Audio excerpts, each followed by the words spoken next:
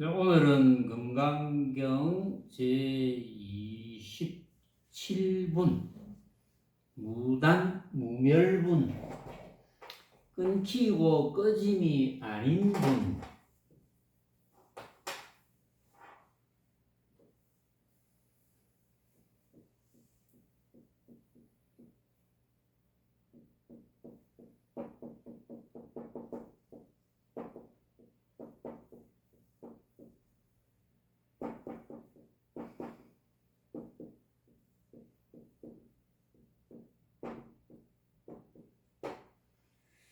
끊기고 꺼짐이 아닌 분 본문을 소개하고 또 이야기를 해봅시다. 수보리야, 너는 만약 이러한 생각을 짓되 열애가 모습을 갖추지 아니하는 까닭으로서 안욕따라 삼맥삼보리를 얻었다 하겠느냐? 수보리야, 이러한 생각을 짓지 말지니 열애가 모습을 갖춤이 아닌 까닭으로서 안욕따라 삼맥삼보리를 얻었느니라 하라. 수보리야, 너가 만약 이러한 생각을 짓되 안욕따라 삼맥삼보리심을 내는 자는 모든 법에 끊기고 꺼짐을 말하겠느냐? 이러한 생각을 짓지 말지니 무슨 까닭으로 쓰이냐? 안욕따라 삼맥삼보리심을 내는 자는 법에 있어서 끊기고 꺼지는 모습을 말하지 않느니라. 요게 무단무멸분의 전문입니다. 자, 이제 뭐 그냥 한번 읽은 걸 들어보면 뭔가 좀 알듯 말듯. 자, 수보리야, 너는 만약 이러한 생각을 짓되 열애가 모습을 갖추지 아니하는 까닭으로서 한문으로 써볼게요.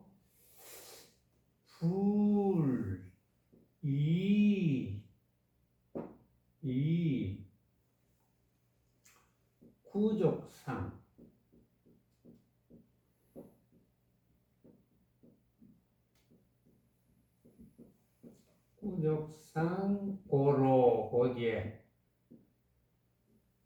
불이 구족상 고로.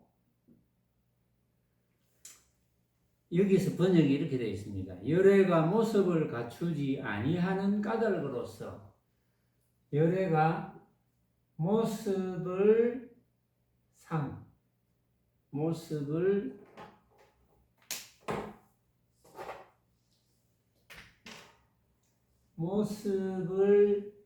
갖추지 아니하는 까닭으로서 안욕따라 삼맥삼보리를 얻었다. 즉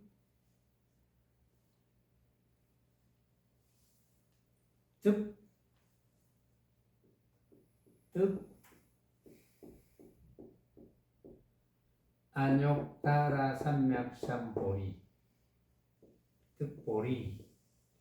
그러니까 안욕따라 삼맥삼보리가 완전한 이름이지만 그냥 보리라고 합시다. 안욕따라 삼맥삼보리라는 용어가 자주 나오죠. 전에도 보리라는 말을 썼어요. 보리.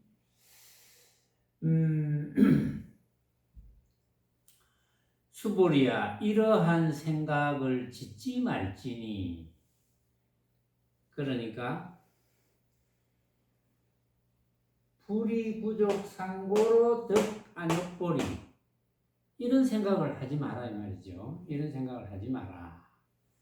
자, 이런 생각을 하지 마라.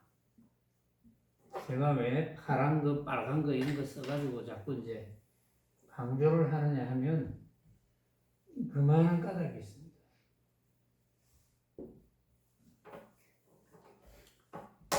자, 이런 생각을 하지 마라 했어요. 이런 생각을 하지 마라 했어. 그런데 그 뒤에 열애가 모습을 갖춤이 아닌 까닭으로서 안욕따라 삼맥삼보리를 얻었느니라 하라. 근데 아까는 열애가 모습을 갖추지 아니하는 까닭으로서 이렇게 번역했고, 지금은 열애가 모습을 갖춤이 아닌 까닭으로서 이렇게 번역을 했어요. 근데 글자 내용은 똑같아요. 똑같은데 이렇게 번역을 하셨네요. 보니까 이렇게 번역을 하셨어요. 이제 그 뒷대목은 조금 이따가 하고 요 대목을 한번 따져봅시다. 자, 조금 더 알아듣기 쉽게 하면 수보리야, 이런 생각을 짓지 마라 했어요. 너는 만약 이러한 생각을 짓되 열애가 모습을 갖추지 않는 까닭으로서 안욕보리를 얻었다 하겠느냐. 수보리야, 이러한 생각을 짓지 마라. 그래 놓고 열애가 모습을 갖춤이 아닌 까닭으로서 안욕따라 삼맥삼보리를 얻었느니라 하라. 조금 모순 같지요. 모순. 수보리야, 이런 생각을 짓지 마라. 응? 이런 생각을 짓지 마라. 그런데 또 수보리야, 이런 생각을 해라. 이랬거든요. 이게 무슨 말입니까? 이걸 조금 더 알아듣게. 모습을 갖추지 않는 까닭. 뭔가 와닿는 게 있습니까? 모습을 갖추지 않는 까닭. 모습을 갖춘다? 모습을 갖추지 않는 까닭. 그런데 이 내용을, 이게 이제 금강경이 부처님께서 열반에 드시고 나서 제1차 결집을 하고 많은 세월이 지났어요. 700년인지 900년인지 지나고 나서 발견이 된 경전이라고 지금 되어 있거든요. 전에도 한번 이야기했는데, 그 금강경이라든지 화엄경이라든지 뭐 법화경이라든지 그 중국에서 이제 화엄경을 가지고 조종을 내세운 화엄종, 그 다음에 법화경을 가지고 조종을 내세운 천태종. 우리나라 천태종하고 다릅니다. 우리나라도 화엄종이 있을 거예요, 아마. 그런데 그 화엄종, 그 천태종하고는 완전히 다릅니다. 화엄경과 그 법화경이 원교, 둥글 원자. 그러니까 최상승교다. 최상승 경전이다. 이렇게 이제 학자들이 연구한 끝에 그렇게 되어 있어요. 그런데 이제 최상승 경전을 이제 그 조종으로 삼아서, 소위 경전으로 삼아서 종파를 주장하는 곳에서는 우리 기차보다 이렇게 주장하는 거예요. 화엄경을 가지고 주장하는 화엄종에서는 중국에서입니다. 화엄종에서는 우리 종파가 최고다. 그 다음에 이제 또 천태종, 중국 천태종, 천태지자가 있는데, 어쨌든 뭐 그런 거는 되게 중요한 건 아니고, 그 천태종의 소위 경전으로 그 법화경을 이야기하는데, 천태종에서는 법화경이 최고다. 이렇게 이야기하는 거예요. 그런데 이제 법화경이라든지 화엄경이라든지 이제 금강경, 지금 우리 조계종에서는 금강경이 소위 경전이잖아요. 이제 금강경, 우리 조금 전에 동송했던 반야심경, 어쨌든 반야경 계통, 이런 경전들은 부처님이 열반에 드시고 나서 뭐 700년인지 900년인지 하여튼 훨씬 뒤에 발견이 됐어요. 그래가지고 처음 발견됐을 때는 이게 뭐지? 그러고 막 좀 난해하고 이러니까 이게 뭐지? 이게 부처님 경전이 맞나? 그래가지고 이제 논란이 많이 있었다고 해요. 저도 내가 동국대 불교학과 교수를 아는 것도 아니고 교수를 해본 것도 아니고 부교수를 해본 것도 아니고 그런 지식이 저는 없어요. 단지 제가 참고하는 거는 그런 그 교수를 한 분들이 자료를 찾아 놓은 것을 불교 신문에 연재를 한 것을 저는 참고를 하거든요. 그런 분들이 아마도 자료를 조사해서 불교 신문에 연재했을 때는 근거가 없이는 안 합니다. 왜냐하면 오만 사람이 다 보니까 자기 혼자만 다 가지고 있고 혼자만 보면 그거는 뭐 좀 근거가 없어도 자기 혼자 즐기면 되는데, 그래서 이제 근거가 있다고 저는 생각하고 이제 찬찬히 이제 조사를 저도 이제 해봤어요. 그분들의 이야기를 이렇게 찬찬히 조사를 해보고, 그 다음에 이제 우리나라에서 지금은 뭐 입적하셨지만 정말 박학, 다독, 다식, 불교에 관해서는 온갖 불교에 관한 책을 섭렵한 이제 S 스님이 계시잖아요. 제가 이제 S 스님 이래야지 그 법명을 제대로 이야기하면, 제가 조금 그 스님에게 불리한 이야기를 하면은 그 제자들이 좀 곤란하거든요. 이번에도 보니까 불교신문에 또 일간지에도 나왔는지 모르겠는데 열반 몇 주기 30주기인가 대충 이래 하면 누군지 이제 알거든요. 그러나 저는 이름을 등록이면 안 됩니다. 만약에 문제가 벌어지면 빠져나갈 구멍이 있어야 되거든요. 왜냐하면 저는 싸우는 건 자신 있어요. 말로 싸우는 거. 다 덤벼도 됩니다. 그분 제자들이 때로 한때 다 몰려와서 덤벼도 눈 하나 깜짝 안 합니다. 왜냐하면 이미 저는 그분을 간파를 다 했거든요. 말 다 한 거 아니에요?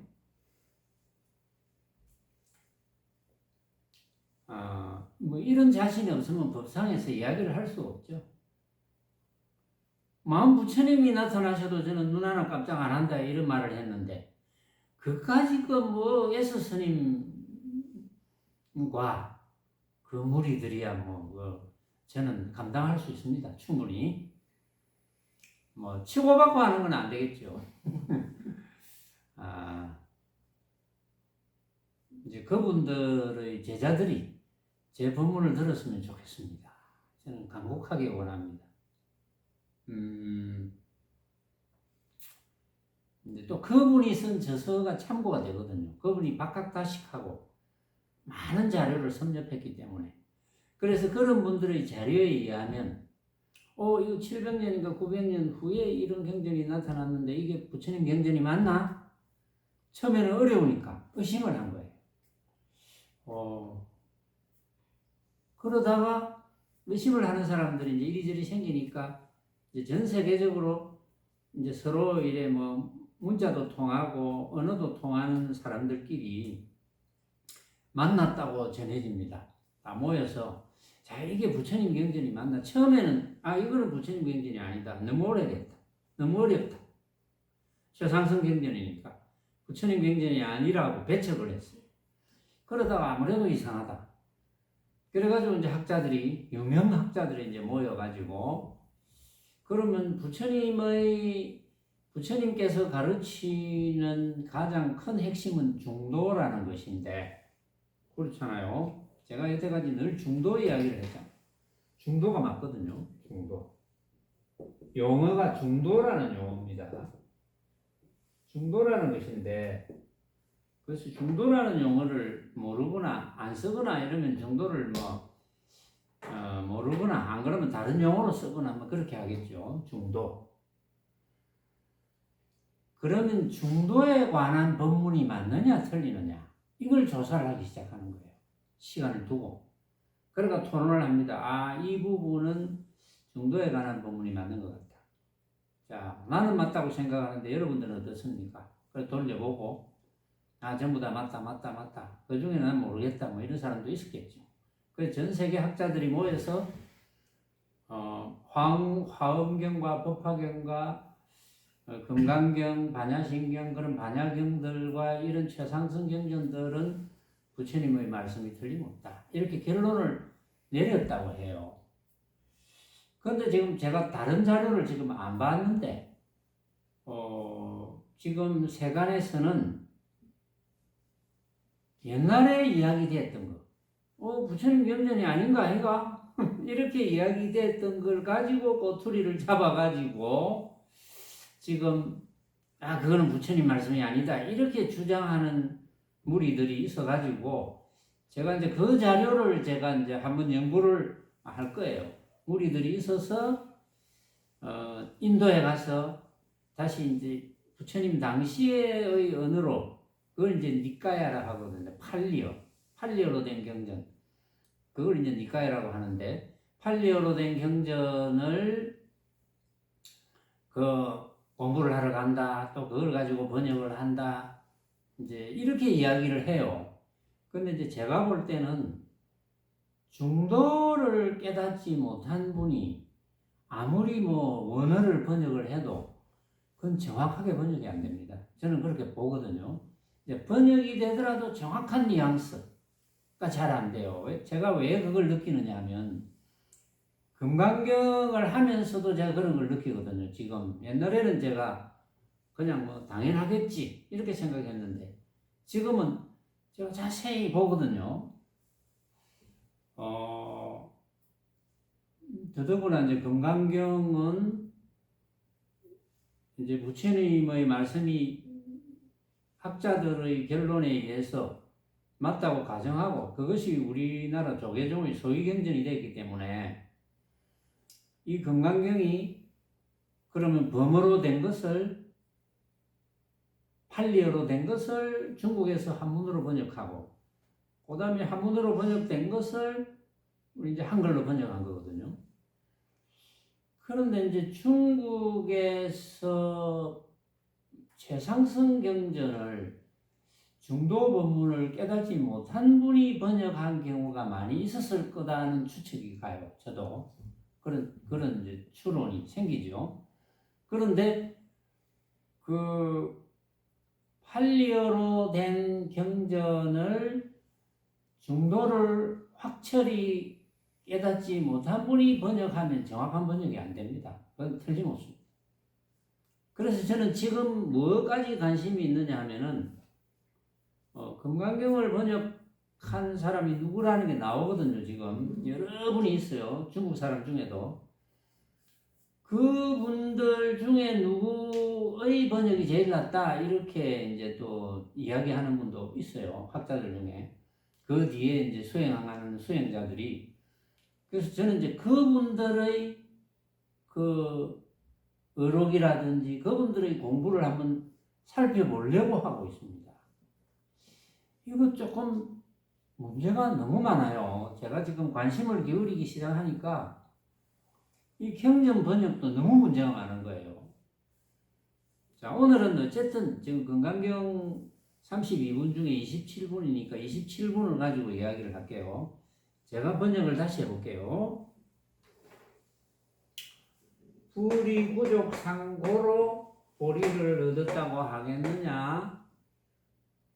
족상. 이 족은 말족자지만 저는 만족한다는 뜻. 만족한다는 뜻이니까 완전하다는 뜻. 완전한 모습. 그럼 좋은 모습. 충분한 모습. 충분한 모습을 갖추지 아니했기 때문에 안욕보리를 얻었다고 하겠느냐? 완전한 모습을 갖추지 아니했기 때문에 안욕보리를 얻었다고 하겠느냐? 그러고 나서는 완전한 모습을 갖추지 아니했기에 안욕보리를 얻었다 하라. 이거거든요, 지금. 별거 없죠? 번역이 제 번역이 조금 부족하더라도 뉘앙스가 그렇다는 거지. 완전한 모습을 갖추지 아니했기 때문에 안욕보리를 얻었다 하겠느냐? 그럼 안욕보리를 얻었다 하는 게 무슨 뜻이냐? 확철 대오했다 이 말이에요. 응? 해탈됐다 이 말이에요. 해탈됐다. 그러니까 완전한 모습을 갖추지 아니했기에 해탈됐다. 부처님이 해탈됐다 하겠느냐? 부처님께서 수보리에게 물은 거예요. 수보리야, 너는 만약 열애가 완전한 모습을 갖추지 아니했기 때문에 해탈됐다 이래 할래? 이 말이야. 응? 완전한 모습을 갖추지 아니했기 때문에 해탈됐다 이렇게 하겠느냐? 그러고 나서는 똑같은 말을 해요. 그런 생각하지 마라 해놓고 열애가 완전한 모습을 갖추지 아니했기 때문에 해탈됐다 하라 이렇게 이야기했어요. 똑같은 말을. 이게 뭡니까 도대체? 왜 똑같은 말을 가지고 완전한 모습을 갖추지 아니했기 때문에 열애가 해탈됐다 하겠나? 그런 생각을 하지 말아 했거든요. 그래놓고는 완전한 모습을 갖추지 아니했기 때문에 해탈됐다 해라. 이게 무슨 말입니까? 그래서 제가 조금 의심스러운 게 이걸 번역할 때 혹시 범어가 또 잘못될 수도 있어요. 범어 원본이. 그래서 혹시 불이가 아니고 가히 아닌가? 가히 완전한 모습을 갖추었기 때문에 해탈됐다 하라. 완전한 모습을 갖추었기 때문에 해탈됐다 하라. 이런 생각하지 마라. 완전한 모습을 갖추지 못했기 때문에 해탈되었느니라. 이거 아닌가? 라는 생각도 들고, 그 이해가 갑니까? 그런 생각이 들고, 만약에 그렇지 않다면, 이 말이 이게 범어로서 그대로, 제대로 이렇게 한문으로 옮겨졌다면, 이런 뜻일 것이다. 라고 제가 추론을 하는 거예요. 자, 어떤 뜻이냐? 완전한 모습을 갖추지 아니했기 때문에 열애가 해탈됐다. 이런 생각을 짓지 마라. 그거는 완전한 모습을 갖추지 아니했기 때문에 부처님이 해탈된 건가?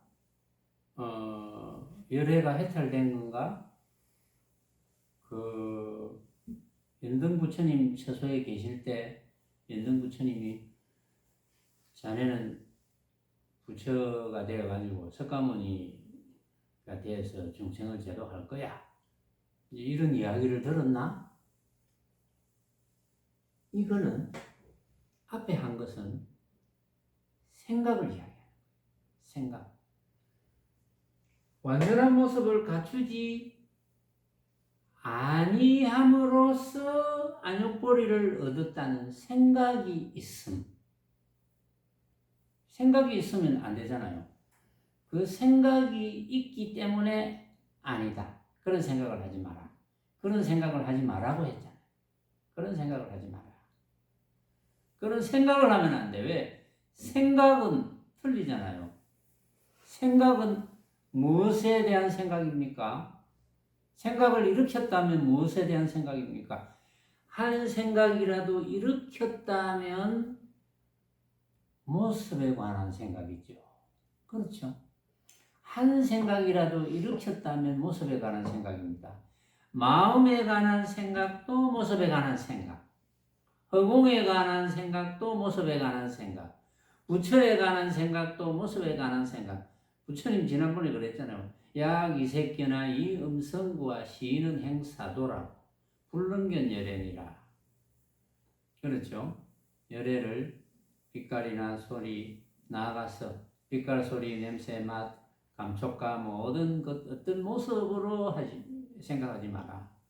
그런 사람은 사도를 행하는 것이다. 그는 열애를 만날 수 없다. 그러니까 이런 생각을 하지 마라. 그런데 똑같은 말, 이래 하라. 이거는 어떻게 해석을 해야 되느냐면, 열애가 완전한 모습을 갖추지 아니했다는 뜻이 무엇이냐?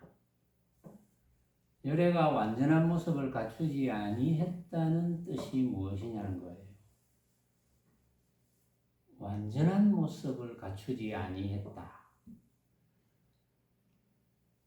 바꾸어 말하면 어떤 모습이라도 진짜로 생각을 하면 안 되는 것이다.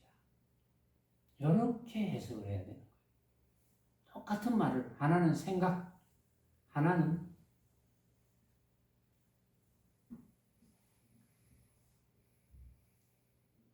내가 일으키는 생각,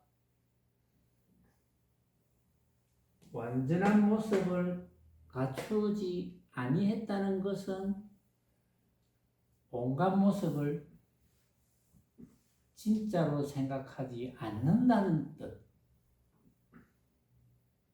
한번 생각해 보세요. 이게 어떻게 번역됐든 어떤 식으로 이야기하든 석가모니 부처님께서 연등불 처소에 계실 때 한 법도 얻을 것 없었기에 해탈됐다. 이런 말씀을 하셨잖아요. 한 법도 얻을 것 없었다는 것은 온갖 법이 각자가 생각으로 만든 허망한 헛개비 같은 것이었기에 그것을 깨달으면 해탈이잖아요. 그것을 깨달으면 집착이 없어져서 걸림이 없어서 해탈이거든요. 그러니까 온갖 법을 각자가 생각으로 만든 허망한 헛개비라고 아는 것. 여기에서 불이부족상고로 열애를 완전한 모습을 갖춤이 아닌 열애만 한정하는 게 아니라 열애 자체도 마찬가지다. 열애도 열애라는 생각이 아닌 것. 열애라는 한 생각을 일으키지 마라. 온갖 모습은 각자가 생각으로 만든 허망한 헛개비인 것을 알면 그것이 안욕보리를 얻는 것이다. 그것이 해탈이다. 이렇게 해야 앞뒤가 정확하게 맞아 떨어지는 거예요. 이게 번역이 처음과 두 번째가 문장은 똑같은 문장이거든요. 그러나 그렇게 반드시 보아야 된다는 것. 그렇게 보지 못하면 중도를 깨닫지 못한 것이라는 것.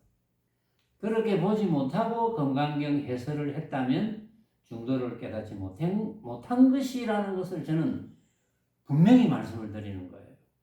그래서 여러분들이 혹시 궁금하면 시중에 불교 서점이나 어디 가면 금강경 많아요. 제 27분을 찾아보세요. 어떻게 번역이 됐는지, 어떻게 해설이 됐는지. 여기서 중도를 이야기를 안 했다면 그건 전부 엉터리인 거예요. 그 다음에 뒷부분에 수보리야, 너가 만약 이러한 생각을 짓되 안욕따라 삼맥삼 보리심을 내는 자는, 자, 보리심을 안욕따라 삼맥삼 보리를 정득한 자는 뭡니까? 해탈된 자거든요. 부처. 근데 안욕따라 삼맥삼 보리심을 내는 자는 제대로 수행해야 되겠구나. 중도를 터득해야 되겠구나. 이렇게 하면 중도가 되겠구나. 중도를 터득하는 것이 되겠구나. 이렇게 생각한 사람.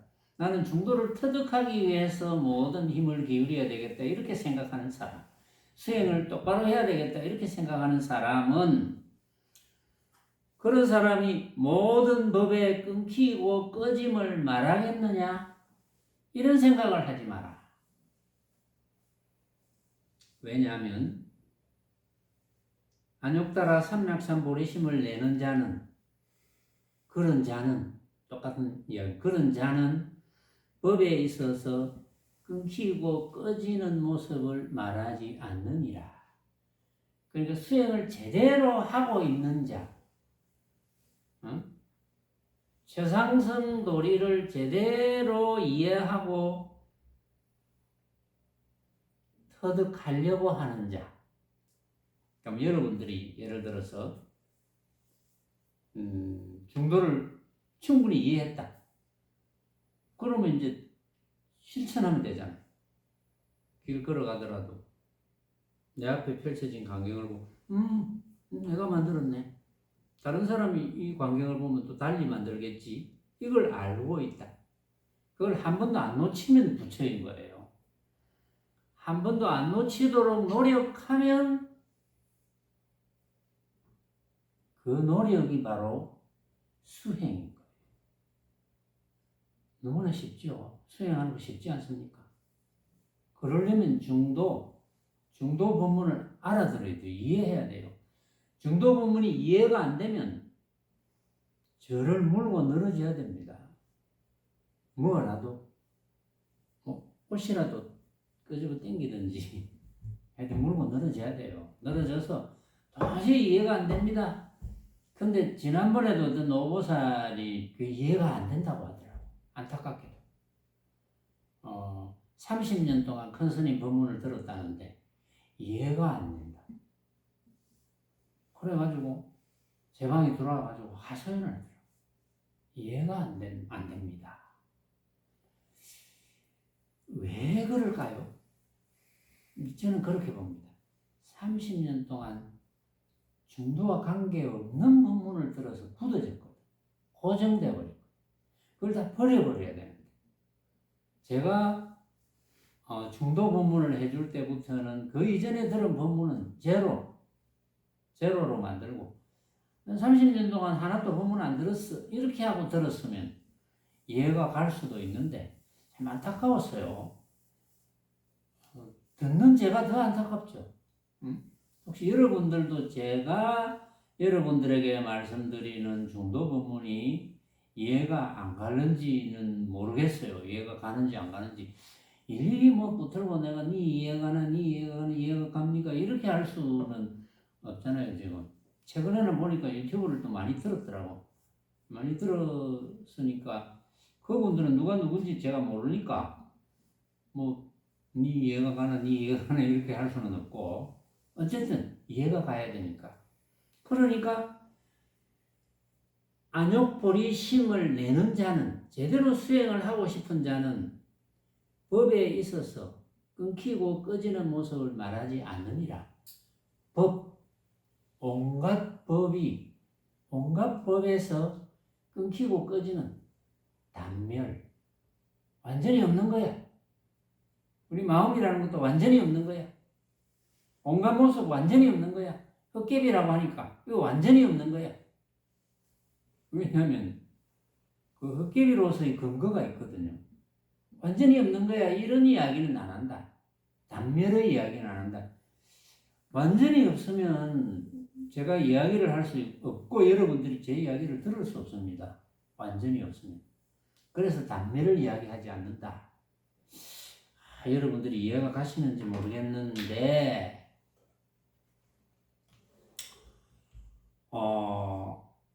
지난 시간에 이제 육조 해능대사의 이제 법을 이은 유명한 두 선사가 있었는데 그 중에 남학회양선사 두 가지 줄기가 있는데 그 중에 이제 남학회양선사 줄기에서 남학회양의 제자가 마조스님. 제가 마조스님의 법문을 좀 소개를 했어요. 마조스님의 법문 핵심이 뭡니까? 한마디로 하면 평상심이죠. 평상심이 뭡니까? 마조스님이 그 법문을 한 평상심은 중도였거든요. 평상심은 중도다. 그 마조스님이 얼마나 확철 대오를 했는지 알만하죠. 마조스님이 말을 바꾸어서 평상심이라는 말을 하면서 자기 살림을 딱 드러내면서 마조 스님이 거기서 이제 평상심을 딱 중도로 설명을 하는 거 들어보면 확철대오한 게 맞거든요. 저는 여러분들에게 왜 제가 자신있게 큰 소리를 치는 줄 압니까? 그 누구도 쓰지 않았던 저만의 특이한 용어가 있습니다. 그게 뭡니까? 생각으로 만든 것. 이거는 그 누구도 쓴 적이 없어요. 아직까지. 제가 다 훑어봤습니다.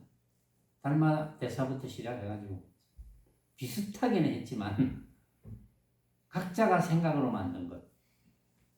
그러니까 헛개비다.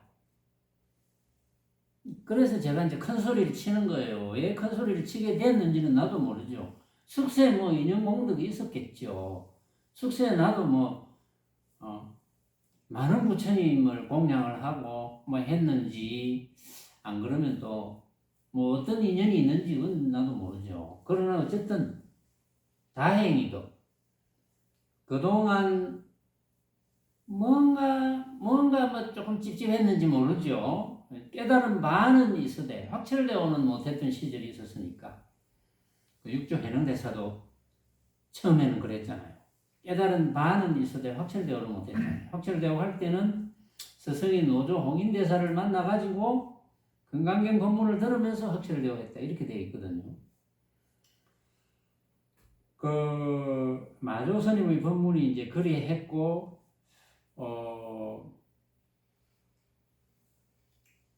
우리나라 불교의 적통이 됐어. 내가 알았어. 내가 살짝 옮겨가지고 이야기할 테니까. 너무 길어지면 안 되니까 적당하게. 또 제가 이제 또 좀 길어지면 말이 좀 빨라지거든요. 우리나라 불교의 적통이 임재종으로 어쨌든 적통을 삼았다 이렇게 되어 있어요. 그래서 제가 또 조금 조사를 해봤어요. 임재종. 그럼 임재 스님은 남학회양 스님 밑에 마조 스님의 제자인데, 사실은 마조 스님의 법을 이었다고 생각되어지는 백장회선사가 있고, 그 백장회선사에게 코를 한번 삐틀려 가지고 깨달은 그 황벽선사의 그 책을 가지고 우리가 용맹정진 때 제가 법문을 몇 차례, 용맹정진 때 10시간짜리인가 뭐 하여튼 12시간짜리인지 어쨌든 10시간 정도 되는 것을 제가 몇 차례 법문한 적이 있습니다. 그거는 지금 그 유튜브에 있을 거예요. 찾아보면. 그리고 임재선사가 이 황벽선사의 법문을 이제 이은 걸로 되어 있습니다. 그래서 제가 이제 백장선사와 황벽선사의 의록을 조금 더 정리를 하려 하다가 결국은 5 집안의 종파로 만들어진, 예를 들어서 백장종, 황벽종은 없거든요. 5 종파가. 임재종이 있습니다. 그게 결국은 마조 스님의 이제 법을 이은 맥으로. 그런데 이제 우리나라 불교에서 누가 이제 분류를 해놓은 거 보니까 마조 스님이 35조, 백장회 선사가 36조, 황백 스님이 37조, 임재 스님이 38조로 이렇게 분류를 해놨어요. 그런데 우리나라 불교가 임재종에서 만들어졌다는 그런 이야기를 제가 들었기 때문에 이제 백장 황백은 지금 중요한 게 아니고, 어쨌든 마조 스님의 법통이 옮겨지고 임재종이 만들어진 임재선사가 중요하거든요. 지금 우리나라에 임재종이 처음 전래된 것이 고려말 태고 보우 스님. 제가 조금 찍으면서 한번 적어볼게요. 제가 여러분들도 그 저는 그렇게 봅니다. 지금 여기 앉은 여러분들은 앞으로 전부 다른 분에게 법문을 해야 될 사람들이에요. 응?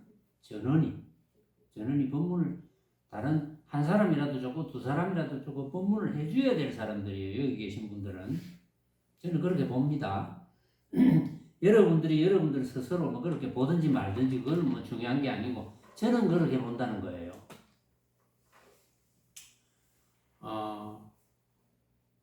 우리나라에 임재종이 처음 전래된 것은 고려 말에 태고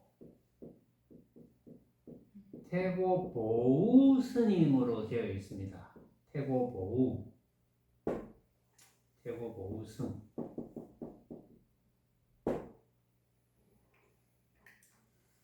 이 태고 보우 스님은 중국 원나라 지난번에 제가 그랬습니다. 육조 해능대사의 선종이 육조 선종이 해능대사의 선법이 당나라 때 천하를 장악했다 했잖아요. 당나라 때. 그때 이유를 설명했죠. 제가 쭉 설명했습니다. 그게 이유가 아직도 궁금하다. 더 궁금하다 하는 분은 지난주에 본문을 들어보시면 됩니다.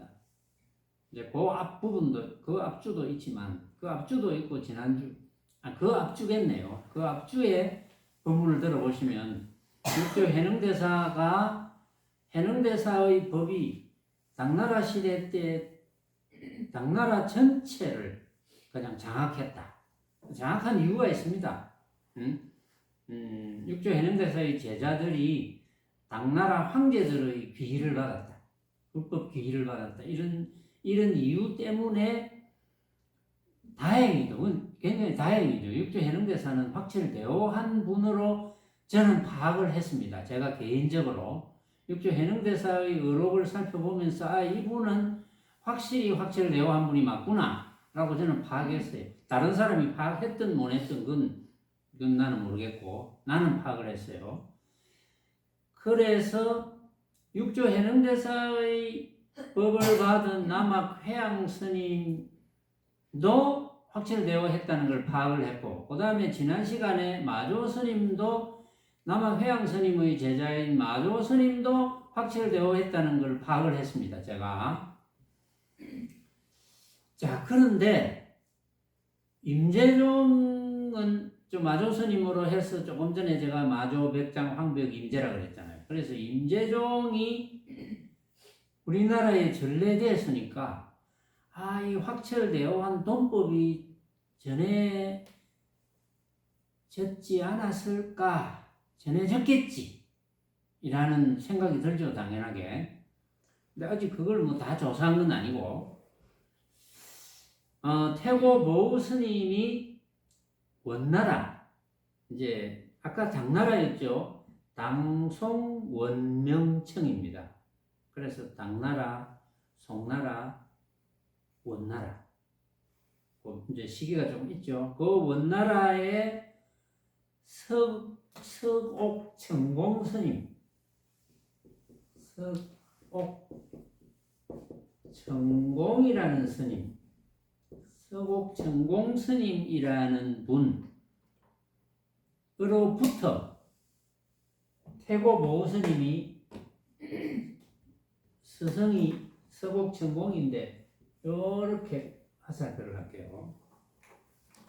스승을 밑에 놔서 조금 머쓱하지만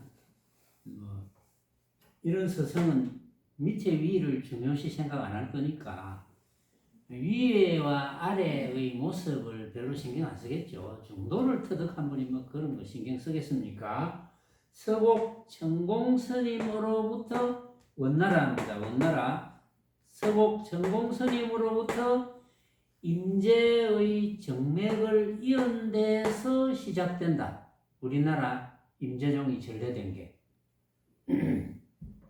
그게 1348년입니다. 48년. 근데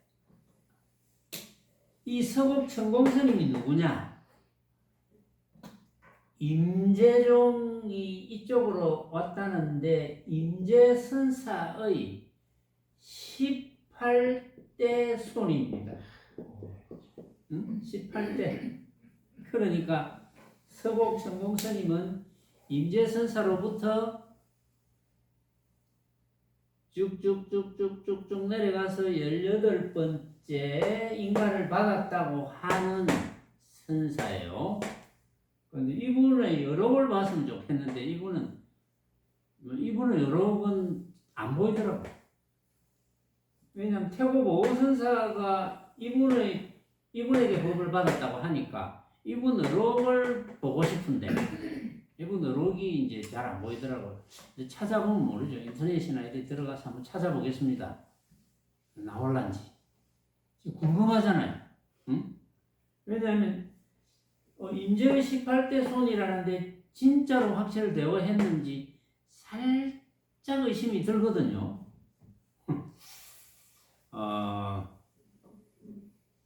그러면 또 온갖 분들이 수행하는 분들이 뭐 별별 걸 다 의심을 하네 뭐 이럴 수도 있겠죠.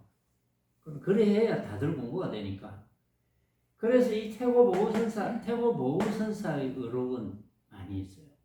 책 한 권으로 있어요. 지금 의록과 그 상당 본문 한 권을 이제 제가 조금 읽어보다가 말았습니다. 이제 곧 읽어볼 거예요. 태고 보호에 대해서 제가 분석을 할 겁니다. 그래서 서곡천공선사 이게 1348년이라고 했고, 그 다음에 한편으로 우리나라에 선종이 처음 들어온 것은 신라시대 때, 이거는 고려시대라 그랬죠. 고려 말이었어요. 신라시대 때 신라의 도의라는 스님이 마조의 또 직계 제자인 서당지장은 유명한 스님이거든요. 서당지장 스님. 그러니까 신라시대 때 도의라는 스님이 마조의 직계 제자인 서당지장 스님의 법을 받아서 귀국한 후부터라고 되어 있습니다. 그런데 이때가 그러면 몇 년도냐? 821년입니다. 그러면 이때와 차이가 몇 년입니까? 500년이죠. 무려 500년이 지금 차이가 나고 있어요. 이게 어찌된 파인지 어쨌든 참 오리무중인데 회원님은 알고 있었나? 이런 줄 몰랐지? 그렇구나. 마조의 직계 제자인 서당지장에게서 귀국한 후부터인데 그 후 구산 선문이 발달했지만 고려 말까지의 스승과 법제자 관계는 확인이 불가합니다. 지금 500년이나 차이가 나기 때문에 이 태고 보호하고 이 도의 스님하고 이 관계가 있는지 없는지 여기에 대한 기록이 없대요. 지금 조사를 아무리 해봐도 잘 안 나오는 모양이죠. 어쨌든 태고 이후 선종인 조계종이 정통적인 지위를 이어오고 있다고 되어 있습니다. 그런데 이쪽으로 전달되었는지는 지금 불분명하고, 어쨌든 태고 보호선사 이후에 태고 보호선사 쪽으로 시작해서 우리나라 선종인 조계종이 지금 정통적인 지위를 이어오고 있다, 이렇게 되어 있어요. 그래서 어쨌든 여기서 중요한 인물은 임재선사거든요. 마조의 이제 법제자니까. 왜냐하면 지금 도의스님도 임재 쪽으로 해서 마조의 직계 제자인 서당지장에서 했지만 여기는 좀 불분명하고, 태고 보호는 임재선사의 18대 손에게 법을 받았다고 되어 있으니까 이제 임재선사가 이제 중요한 인물로 되었거든요. 마조선사는 지난 시간에 검증이 끝났잖아요.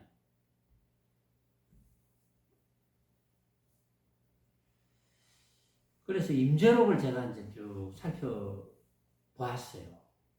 살펴보니까 임재록의 한마디 일단 소개를 하고, 저는 이거 충분히 다 할 줄 알았는데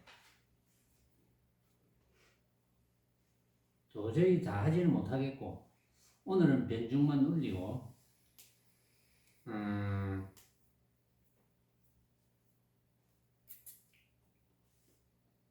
임재록에 있는 임재선사의 이제 한마디를 제가 소개할게요. 임재선사가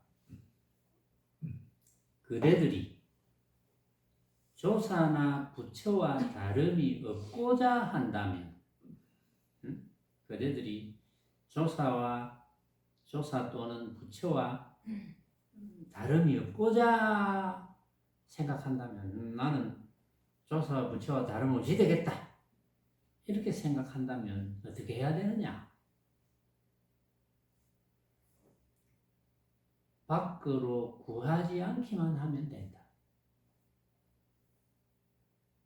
무엇을? 모습을. 어떤 모습을? 모습이 진짜라는 모습. 어떤 모습을? 온갖 모습을. 온갖 모습을. 이건 이제 내가 살을 조금 붙여야 되거든요. 그대들이 조사나 부처와 다름이 없고자 한다면, 나는 부처와 다름없이 될 거야, 이렇게 생각한다면 밖으로 구하지 않기만 하면 된다. 내가 구하지 않기만 하면 된다. 우리 구하는 거는 전부 모습이잖아요. 온갖 모습. 그런데 그러면 이제 일반 사람들은 잘 못 알아듣습니다. 구하지 말라니. 내가 배고프면 밥도 구해가 먹어야 되고, 아프면 약도 구해가 먹어야 되고, 응? 필요한 건 구해서 써야 되고, 잘나면 집도 구해야 되고, 방도 구해야 되고, 이게 무슨 말이지? 이렇게 생각할 거잖아요. 틀림없이. 뭐 모르는 사람들은. 그런데 여러분들은 이제 벌써 감을 잡았잖아요. 응? 임재선사의 말씀을 부처가 되려면, 여러분들이 스스로 부처가 되려면 밖으로 구하지 않기만 하면 된다. 구하지 않기만 하면 된다는 뜻이 무슨 뜻인지를 여러분들은 잘 아셨죠? 밖으로 구하지 않기만 하면 된다. 무엇을? 모습을. 어떤 모습? 온갖 모습을 구하지 않기만 하면 된다는 뜻이 뭐냐? 구해서 쓰지 말라는 뜻이 아니다. 구해서 다 쓰되 내가 그 모습에 대해서 단 한 번이라도 진짜라고 착각을 하지 말아야 되겠구나. 왜냐? 그 모습에 대해서 모든 사람이 그 모습을 다 보면 모든 사람의 생각이 다 다르기 때문에 누구의 생각이 진짜겠노? 생각이 다 다른데 그 누구의 생각도 진짜가 될 수 없다. 그래서 가짜라고 하는 것이다. 그래서 헛개비라고 하는 것이다. 그래서 자동적으로 집착을 하지 않게 되는 것이다. 그래서 자동적으로 집착하지 않으니까 걸림이 없어지게 되는 것이다. 걸림이 없어지게 되는 거니까 해탈이 되는 것이다. 해탈이 되니까 부처인 것이다. 이거거든요. 이제 다 알아들었잖아요, 여러분들.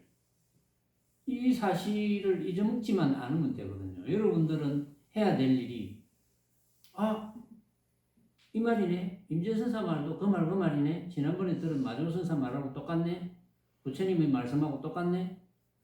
그러면 이 사실을 내가 여러분들이 느끼잖아요. 그렇구나.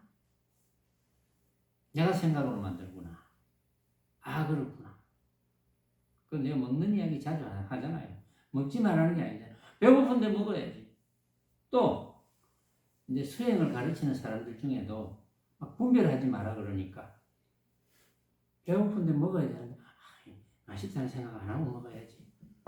맛없다는 생각 안 하고 먹어야지. 이렇게 생각한다니까요. 그게 말도 아닌 소리거든요. 내가 맛있다는 생각이 일어나는데 왜 안 해? 맛있다 해야지. 내가 지금 몸 상태가 안 좋거나 내가 평상시에 즐겨하지 않는 음식이라서 맛없다는 생각이 일어나는데 왜 안 해? 해야지.